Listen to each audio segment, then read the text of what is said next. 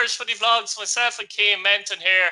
I suppose it's for the last time, Cian, in terms of the league reviews. We had, it was a nail-biting finish really on Monday, wasn't it, for a lot of clubs. Every game had something to play for. Some clubs were disappointed. Some clubs were thrilled. How did you feel yourself just generally before we get into the games? It was a cagey time. You didn't know what was happening. You just look. There's 3 teams fighting for one position. It's not going to work, and 3 teams can't go into one position. So there is going to be teams disappointed. I think the team that be most disappointed will be Waterford. Oh, yeah. They'll be the most disappointed because they were in that position and they lost it. And so I'd be disappointed if I was a Waterford fan now more so than anyone else. Oh, absolutely, 100%. And obviously Shelbourne to a degree, but they were in a difficult situation. We'll get onto that later. We'll start off with, what are you drinking, by the way? It's not alcohol. It looks nice. To be honest, it's like the Aldi version of Fanta. Is that good? It tastes like shit. Well, we leave that in. The viewers might enjoy that. Cork City 1, Derry City 1, Cian. We'll get on to that one first. And for a while, I was keeping an eye on all the scores, etc. I was watching one game, but it was squeaky bum time for Derry for a while. Whitmarsh had given Cork the lead. Akintunde equalised after 76 minutes, but Derry weren't to know that maybe a defeat could actually put them into 9th. They just about, they finished 7th. They finished a point above Shelbourne in the end. Obviously, Cork were doomed bottom of the league, but the Derry faithful won't be happy, will they really, ultimately? No, look, disappointing. It's hard to say disappointing season. Disappointing 18 games. They're nowhere near where they should have been. To be honest with you, I thought on paper, I did think that Derry were going to push Pats for 4th spot. At that start of the season, yeah.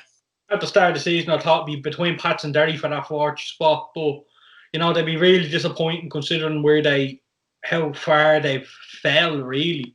Like, even last year, they had a better season, and that was classed as a poor season for Derry standards. It's disappointing because, the league needs a good Derry City side. And, I'm glad they stayed up. I'm glad they got the point they needed. But at the same time, look, there's some serious changes needing there. I'm not calling for a manager's head. I don't think that's the right thing. I think Declan is a man there that knows the club inside out. We've seen what happens when they bring people that haven't got a clue about the club, like the likes of Roddy Collins and stuff like that. You see that for a laughing stock. So, they've steadied the ship there.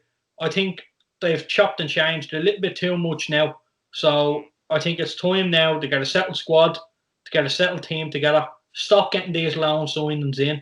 Get their own players on their own contracts. I'm not saying Mallon was probably the best player, but I was shocked he didn't play that many games this season. Really shocked. He has talent. I thought he was the best players, but he's only a loanee. So you need to be very careful.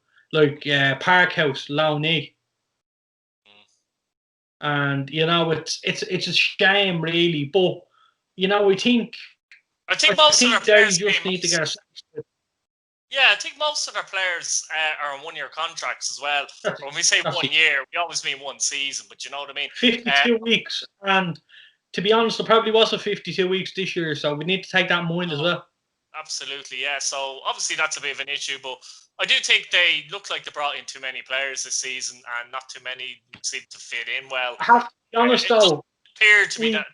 I have to be honest. We criticise Declan for bringing in too many players, but in fairness, I think he needed it. I think the team they had was nothing short of shocking, and I think he had to bring in a couple of bodies, and he did, in fairness to him.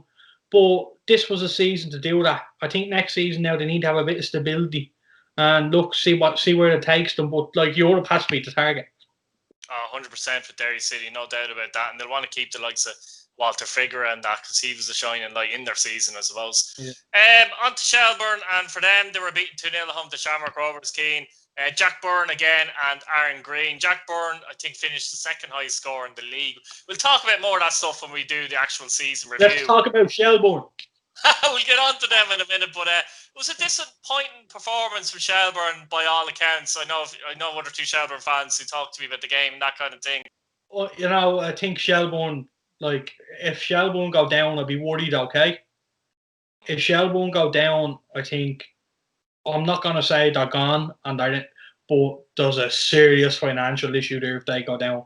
What happened, do you think, with one of the directives that left? What's going on there, do you think? Do you think that's a reason to be concerned, or no, I wouldn't be. That's coming. Like, he's there years. Like, what a man! I know him personally. What an absolute legend. One of the nicest fellas you can meet.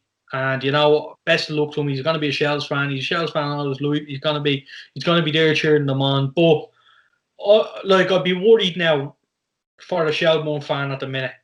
Like, the budget is probably up there with, I'm gonna say, a Pats, maybe even a Derry or a Sligo. It's high, like, it's not low. Yeah, it's probably.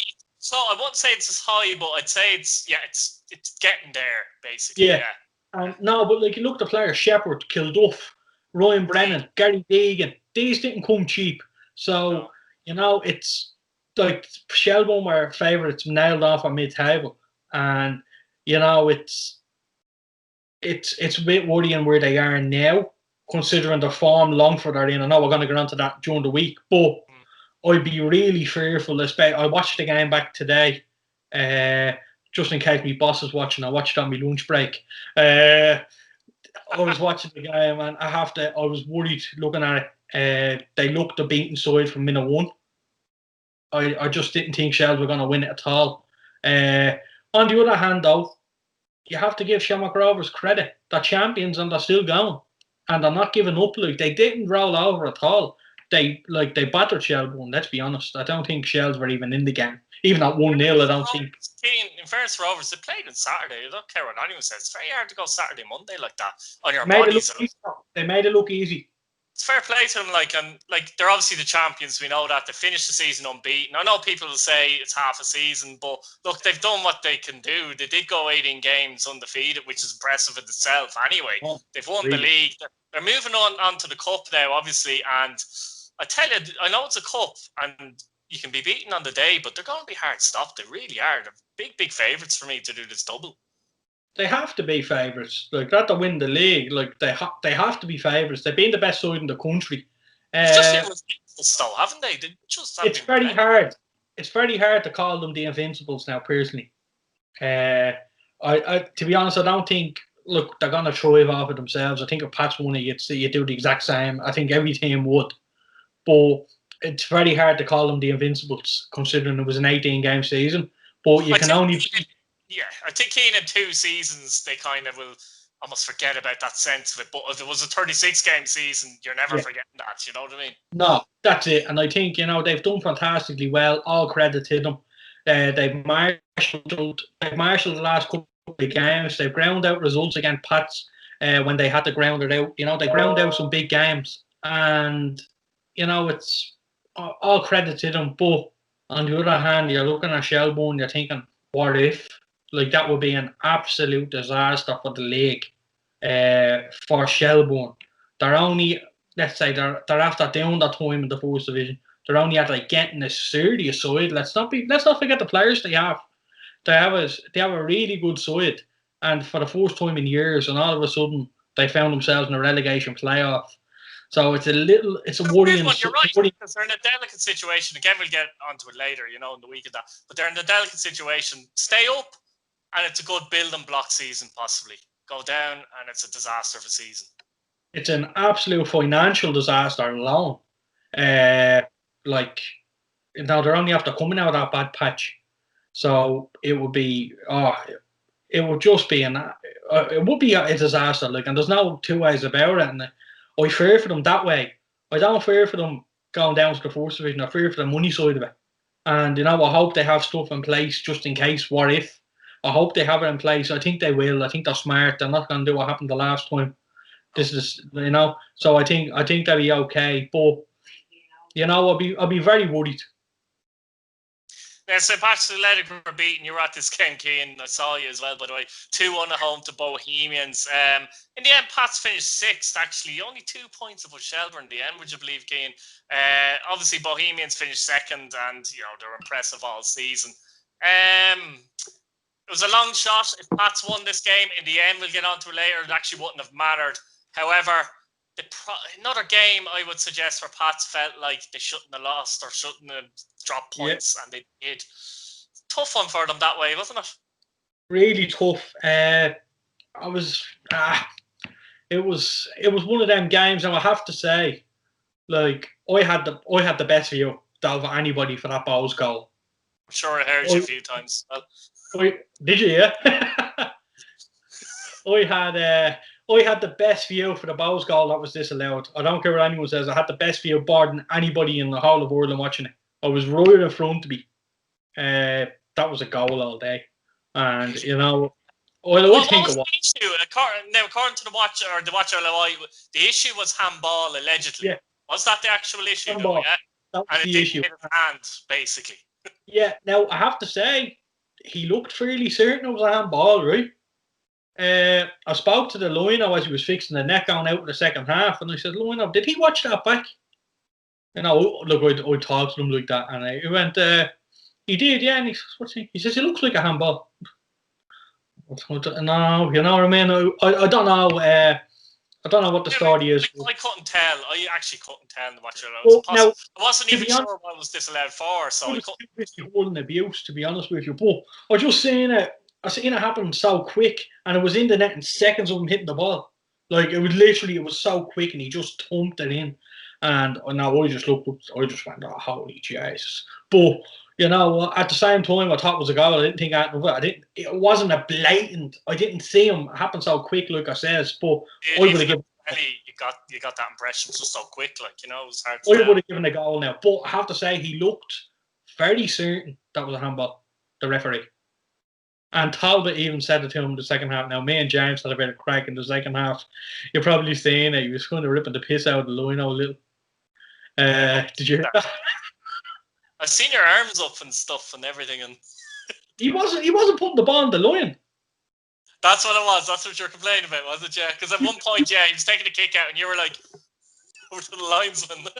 And he wouldn't even put the ball. He wouldn't even get the balls that were close to him. So I took them, if you seen during the game. He was probably doing that to annoy you, though. Yeah, but I had the 2 balls behind the goal. It wasn't letting them time waste. But honestly, I thought it was an opportunity missed for Pats at the start. Gone 1-0 up. Look, we should have been 1-0 down. But I hate when people say it should have been 1-1 going in, or it should have been 2-1 Bowes at half time. If Bowes scored that goal first, it's a totally different game. You can't tell.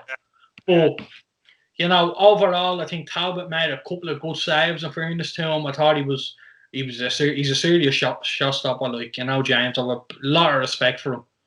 Spoke to him after the game. Really, really, really nice fella.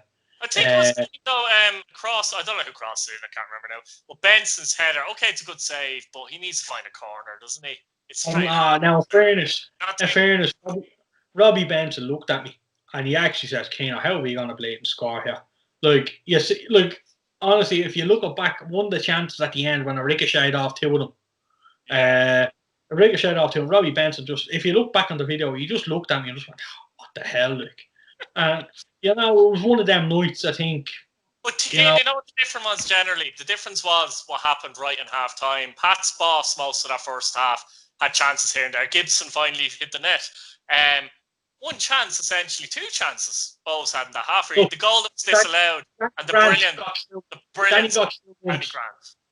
He got through once and he scored. That's all it takes. Exactly, that's the difference, isn't it? He's about, James even said it to me.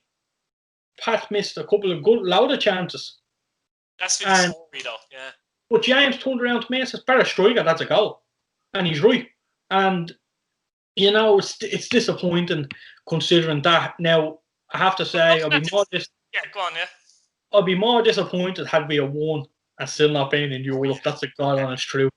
But still, I'm just looking at the table here, and I'm looking at, obviously, Pats have scored 14 goals, Keane, which is the was it the third worst in the league. However, they've conceded 17, which is the third best in the league. I mean, you can analyse everything till the cows gone home and all, but you can see where they're doing okay by that statistic alone, and you can see where the issues are with that statistic. Now, I have to say now, for years and years and years, we've been saying Pats need to tidy up at the back. Well, they have, yeah. Like, considering we conceded 3 against Waterford, 2 against Derry, 3 against Harps, you take them big results, you call them big games. Look at the amount of goals we conceded in the rest. And, I have to say, it's the first time I'm going to games in a long time and I'm saying we're not going to concede here. And that's the a lot of that's down to the midfield too, though, isn't it? In fairness, I've never seen Chris Forrester work so hard off the ball. By the way, Benson has made a difference in that sense. And Lennon, okay, it's not everyone's cup of tea, but he's done okay. He's done okay. Lennon has done really well. Now, I have to say, as a Pats fan, I can put up with the last 6-7 games. As a fan, I can put up with that. Because you can see exactly what they need, Keane. Yeah. I can put up with that all season. Obviously, I'd love to win games. But them last 6-7 games, I'd put up with that all season, no problem, because every single player put their body on the line. Every single player played well to a certain extent, as well as we can. And, it's a different story if you're leaking goals and you're not scoring. We're not leaking goals. You're feeling like the players aren't giving it their all. That's a different story. Yeah, so, we can live with that. I really can. The thing is, Steve McDonald can go into the summer now into the summer, where are we? The summer, you used to say the summer, into the off season, right? And he can go, well, look, defence pretty solid, midfield pretty solid, bit of creation there, because they're creating opportunities, bit of work off the ball. We know what we need to do. We need more of a threat in attacking areas. There's not going to be a lot of changes at Pats. You've heard it here. There's not going to be a lot of changes team-wise. In my view. What? There shouldn't be, I don't think. No, I think they need there's not going to be. Yeah. There's not going to be a big change. The last thing Pats need is a new, bunch of players coming in, like we've seen the last few seasons. They don't need that. There's a decent group there that you just need to add 1 or 2 bits and pieces.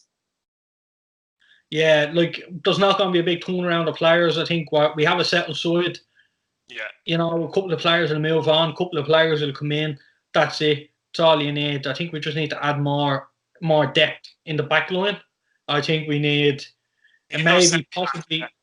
we need depth in the back line. We need another central midfielder, possibly, just to even be there as a body. We need a winger and we need a striker. And, it's not a lot. So Pat's only brought in 6-7 players in the window, which I'd say they probably will. I'd be happy with that once they're in them positions. We're not a million miles off, but looking at Bowes, it was just, it was as hard as it is to say, when they went ahead, you kind of knew that was it, because Bowes weren't conceding. Rob Cornwall and Dan Casey, their heads were everywhere. They were winning everything. Particularly Cornwall, I thought he was absolutely fantastic. Honestly, Dan Casey, you got it. I tell you, I even said it to him, I had a laugh from him. The ball hit his balls there the last few minutes of the game. And I even said it to him, I'd prefer it if it hit your hand as well, don't worry. And we had a laugh, and he was a nice fella. But I'm disappointed we didn't at least get something out of the game, considering we were ahead.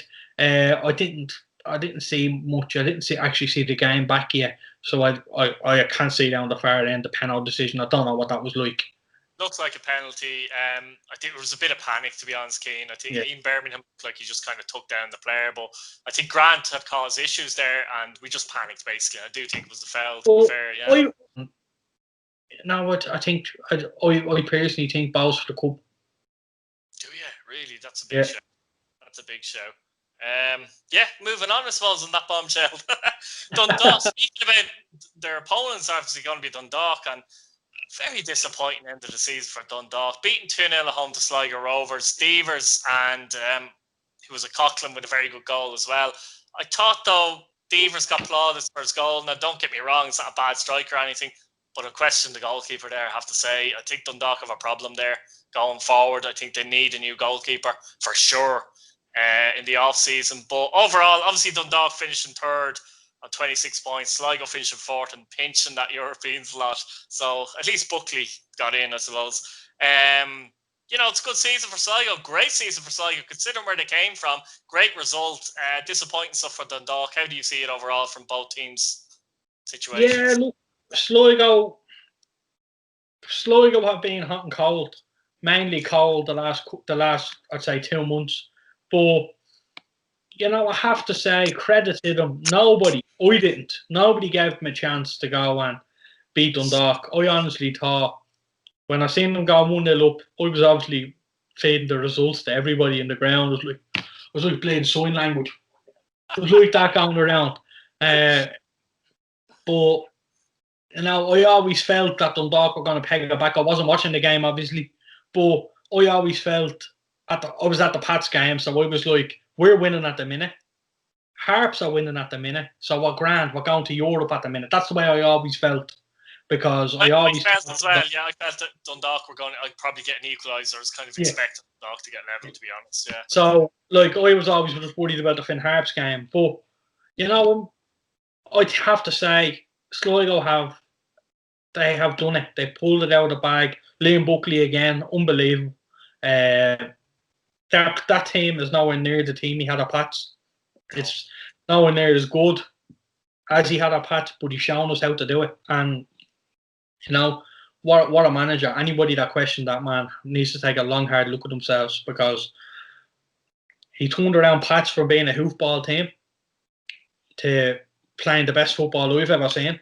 He's gone to Sligo, who were in serious mess when over the side from Jerry Little, who are literally they were a shambles. That what went on at Sligo since they sacked Dean Barraclough was an absolute disgrace. Bringing in your man that went over to Accrington a week before the season, 2 weeks before the season, absolutely disaster. Coleman was. They brought in managers. This is Sligo's thing. It worked with Paul Cook.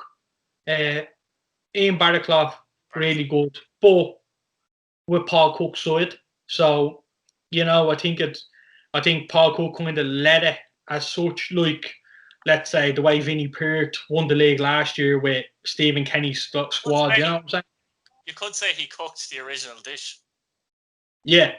So, it works, and I have to say, I like that one. I have to say, I think they have a bit of stability now in Liam. He's not a manager that chops and changes his team. He's not a manager that chops and changes teams either. Like, he doesn't milk clubs or, I think Liam is there to stay. He loves it in Sligo. I heard him in an interview there saying he absolutely adores it. And, when someone buys into a club like that, like Liam is all on it. And I'm just delighted. I love Liam, man. Great, but typically last year he laid down a bit of a foundation, didn't he? He did get to the cup semis as well, which was great. But I always felt last season, and proven right, I suppose, was a foundation season for Sligo. He's pushed it that little bit more this season. Yes, I know we can go back to 18 games, but so what? They're fourth, right? Being in Europe now, a little bit extra money for them. They can bring in 2 or 3 typical Liam Buckley signings. Who knows? Who knows is right, and they're not far off. They're not a million miles off. They have to be honest with you, they're like everyone. They're like Derry. They're like Pats. They're like Waterford. They're not a million miles off the top. And I think we've seen that, but it's a shame that we're talking about Sligo in Europe now. I think where they are, like, we're celebrating it, so we should, but at the same time I'm saying this club was at the top, and it was a shame to see them fall back down, but it's great to see them back. Like, I'll never forget it. It was one of my favourite games. I don't know why, when they won the league down there in 2012. It was honestly, what a match. And I'll never forget it. It was up there with me, one of my best Pats games, just for the atmosphere alone. It was just electric, and to see that town hall lifted, and to think now like they won leagues, they won cups and all. But they won 2 cups before. Then they went and won the league. Yeah. Now and then they won the league. Or they won the cup again in 2014 against Drogheda. Yeah, 3.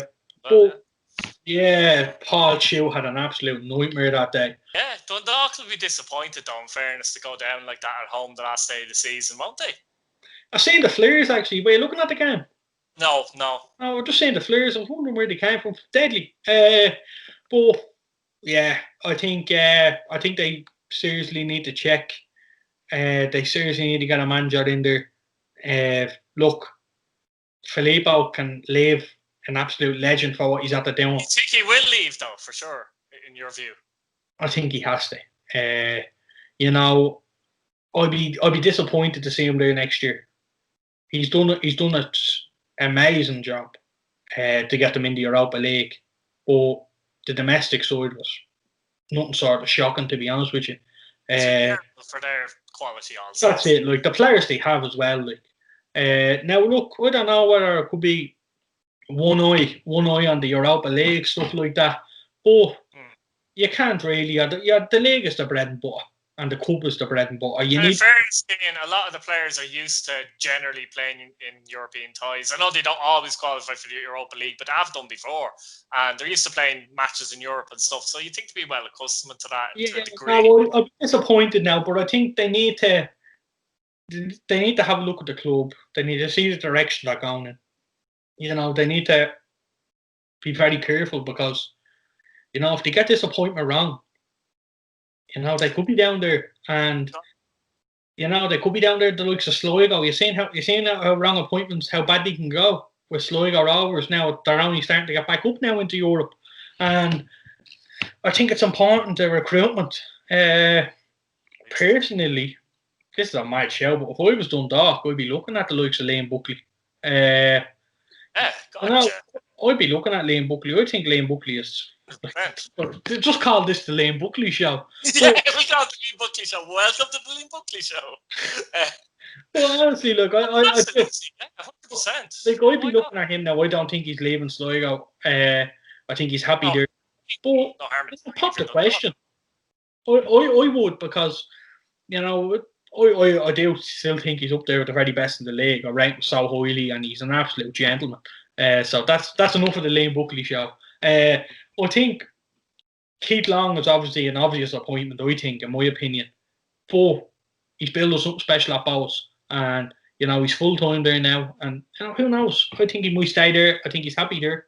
I just have a feeling Dundalk are going to go for someone abroad again. Don't necessarily mean, you know, to America or Italy, but I have a feeling they're going to go England, Scotland type job again. I just sense that with them. Do you? Yeah, but, you know, they have to look at themselves now. They have to take a long, hard look at themselves. They've, $2.5 million in the bank. Great season financially. But they just need to sit down. They need to hit the reset button. They need to look at the squad they have. If they have to get players out, you get them out now. When you can, when the season's over. And, you know, you start building I've no doubt Sligo, I've no doubt Pats and stuff like that. The hard work starts now for the managers. They're ringing, and, you know what I mean. Look, I says the cup final. We don't have that now, so we don't have that national tap up day. So, you know, I think the hard work starts now, and, you know, Sligo are prepared now for European football next year already. I've no doubt about it. And, you know, Pats are looking to get their squad tied up and get them together. So Dundalk just need to hit the reset button. They really do, and it's vitally important that they have a certain direction and they have a plan. Because at the minute, Filippo, he's great. Look, I think the fairy tale period is a little bit over now. He's a bit of crack in fairness to him. You heard him on the pitch, Shieldsy. That's all you heard. That's all you heard for the whole game. Poor Shieldsy gets hounded over by him. But, you know, he's a great character. But I think Dundalk need to get somebody in that knows the league. Like I says, I think Liam Buckley, what a fit. I don't think there's no better man there. Like, you see what he can do at the one stage, a mediocre Pats, then bottom of the table, Sligo. Like, this man deserves that. And look, if Liam Buckley goes to Sligo, I don't think he will. I really don't. But, you know, he's an appointment that would that I'd be like, oh Jesus, right, these are onto something here. And you know, with Filippo, I was kind of like a bit of crack. Do you know what I mean? And That's not yet. You know, I feel disappointed as a League of Ireland fan that, you know, yes, they got to Europe, fantastic, 2.5 million, whatever it was. If they get a point in the next couple of games, they get a couple of thousand. And anyway, so you know, it's brilliant for them, and I'm delighted for Dundalk their end. I think it was well deserved with the hard work they put in, but I think they got lucky a little bit. They did. No, they did, absolutely. Like, the fixtures could have been worse. Let's be honest. They've done a good job, but the fixtures could have been worse. Haven't left this. I've obviously left this to last on purpose. Finn Harps won, Waterford FC 0. This is the game that had everything riding on it from both teams' point of view. We both sensed, though, the Harps are going to win it, and they did win it. Adam Foley scored on 28 minutes. Did you see that scramble at the end? Oh my! Yeah, I was just going to get on to that. That was you know, heart-wrenching stuff for Finn Harps fans, but you know, they done enough. They got through, if you like, to finish 8th. Like, Waterford, from their part, you know, they'll be bitterly disappointed not to get into Europe, having been 4th. At the same time, if Dundalk had done their job, Waterford would have been fine, even with a defeat. So, you know, look, that's the way it happened. They'll be disappointed. Like I says, Waterford and Shelbourne are the two teams that are disappointed, really disappointed. Shelbourne obviously are probably the most disappointed out of the week, but Waterford be kicking themselves. They had 4th in their hand, and imagine they got 4th with the season they had. Like, imagine building on that, then get a proper foundation. I don't think they would have. I think this year is a bit of a laughing stock for them. They don't really well. There is talk a lot of players leaving still as well, but that's another day. Surprised that Cork are bottom and Waterford aren't there beside them, considering the season they had on that pitch, the turmoil, the disaster basically they had. And you know, I've seen pics, we've seen tweets, we've seen stuff of how the players are being treated after doing so well for them on the pitch, and you know, nothing surprises me anymore with Waterford. Do you know what it was, Keane? What they got really lucky with this season was the fact that they recruited some very good players, particularly Alan Reynolds initially. The likes of Murphy back there, obviously Matty Smith came in, Coote, Tyreek Wilson, players like that, Davison at the back. You can go on, you know, McCourt was good, decent centre back, and players like that. The recruitment side, if that was only half decent, they probably would have been down there big time. Oh yeah. You know, I'll be fearful of Waterford next season. Possibly, yeah. Look, I don't want to repeat myself, but they're obviously worse off than Dundalk, considering money-wise and stuff. But, you know, they need to hit the reset button as well. They need to say, what are we doing now? You know, this is the problem. They feel like they're doing that every season, though. And yeah. one season, it is going to catch them out. If it's like that every season. Yeah. Like, they got lucky this season in terms of the recruitment and that. Who's to say they got lucky that everyone else was shy. Yeah, well, maybe. Yeah, that's part of it too, of course, as well. In-game season and stuff. That is part of it, obviously, as well. Because ultimately, Finn Harps ultimately only finished 4 points behind Waterford, if you consider that. And Harps were playing to get out of the relegation zone. Who's to say? I'm not saying, but who's to say after 36 games Harps don't finish out of Waterford? Yeah, look, it's easy to say that now, but yeah, but you know what I mean. It's not out of the realms of possibility. I think Harps thrive off that, and you know, I've no doubt Harps would have been 8th or 9th either way towards the end of the season. Cork possibly could have got out of it just about, and you know, but like if you think of it, they would have had a summer of recruitment, and you know, a summer of like, here, let's get players.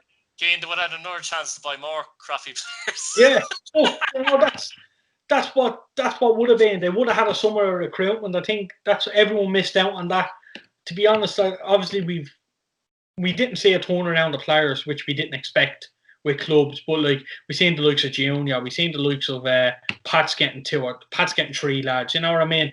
We seen the likes of Waterford getting a couple of bodies in, and you know, I think if that over the long course of a season, it's a different story. But you know, I think I'd be fearful for Waterford next season. I really would. I think they, like I says, they have to hit the reset button. They have to get a manager. They need to back him. They need to hold on to him. and they need to get a group of players and start getting a bit of consistency in the club, never mind on the pitch. Yeah, 100%. But again, we have to sit here and give Harps a lot of credit. Last season they got credit, probably more so this season, Keane, because not only did they not finish 10th, they didn't even finish 9th, they finished 8th. They got out of the relegation mire completely. Two defeats in the last 9 games. Unbelievable. Ollie Horgan, I swear, has a magic wand or something hidden away there, because I mean, for start, Keane, actually, one of the things is I find amazing with Ollie Horgan, I think he gets players up to Finn Harps in Donegal, which isn't easy to do, that a lot of other managers wouldn't be able to achieve, first of all. Second of all, every player seems to buy into what he's doing. They work as hard as ever in every single match, almost harder than any other team, you'd argue. I don't know how he does it, but he does it. And, you know, yeah, I have to say, next season, though, Keane. I have to say, I'd find Harps thrive off these big games that they need to win. We knew they'd win it, though, didn't we? We kind of knew they were going to win this match. I think if this game is at the start of the season, I think it's a Waterford win all day. What I'm saying is, I think they thrive off the big games. They thrive off knowing they need a result. And, you know, 9 times out of 10, they get that result they need. To the crunch, yeah. But that's what I think of Finn Harps. That's the way I think they are. I don't think they're like, let's say, like, I'm not putting them down. I'm honestly, I'm delighted they're staying up, delighted for Ollie and all. But they're a team that thrive on these big occasions. Like I said, I think at the start of the season it's a different story. Like, I think Pat's. We'll say a little bit though that I do believe, in my view, that their squad is better, the quality, than it was last season for me. Oh yeah, look at the players they brought in. Siddiqui, Webster, you know, players like that. Barry McNamee obviously is the obvious one as well. Like they have some really good players. Ryan Connolly isn't far off it. You know, they're not bad. Like, they're not players like, if you had said 5 years ago when McNamee was at Cork and stuff like that, and Webster was at Rovers or Waterford, you'd be saying they're up in Finn Harps, you know, and it's credit to them. Webster's playing out of position at right wing back. I'd never picture him a right wing back. Like, he couldn't move when he was at Pats. Yeah, exactly, at centre back. But yeah, never mind right wing back. Yeah, so I think Webby done well for Pats and fairness. I don't want to give him the stick. You know, he done all right. I like Webby, a lot of time for him, but you know, they done really well to stay up. And look, who knows? Could they push now with a couple of players? They're in the Premier Division again. Like, they'll obviously be able to retain their squad. And, you know, if they could add, I'm not going to say they're going to have household changes. They're not going to. Ollie has a set team. But if they were to add maybe a striker, I think they could do with a striker. Look, everyone could do with a striker in the league.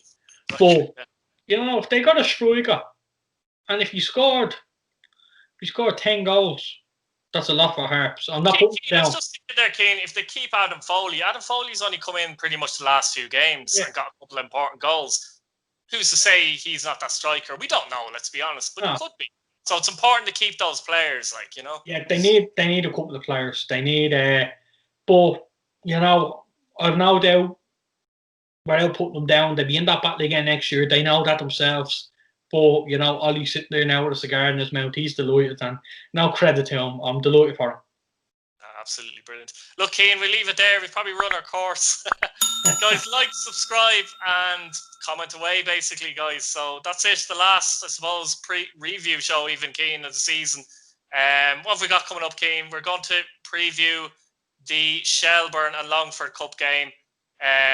Longford. Promotion relegation game, I suppose you could call it. And we're going to talk about a bit about the new teams that might be entering the league, basically, isn't that it? Yeah, look, there's going to be loads of crap, lads. So that's it, and thanks again, Keane. Now, what about mind yourself?